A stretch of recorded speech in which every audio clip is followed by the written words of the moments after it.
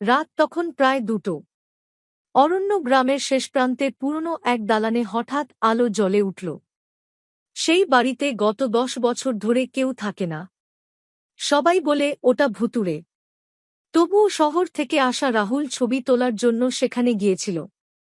ভাঙাচোরা দরজা ঠেলে সে ঢুকল ভিতরে। ক্যামেরা হাতে ছবি তুলতে তুলতে সে পৌঁছে গেল উপরের তলায় একটা অন্ধকার ঘরে।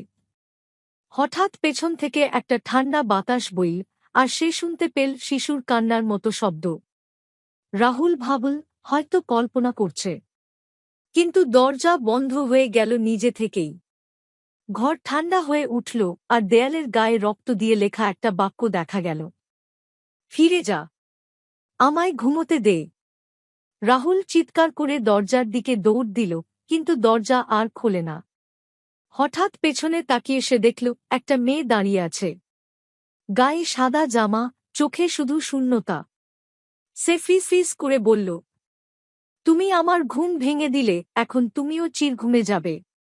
পরদিন সকালবেলা গ্রামের লোকজন দেখতে পেল রাহুলের ক্যামেরা পড়ে আছে ঘরের বাইরে।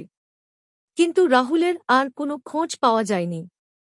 সেই ঘরে আজও মাঝরাতে কান্না শোনা যায়।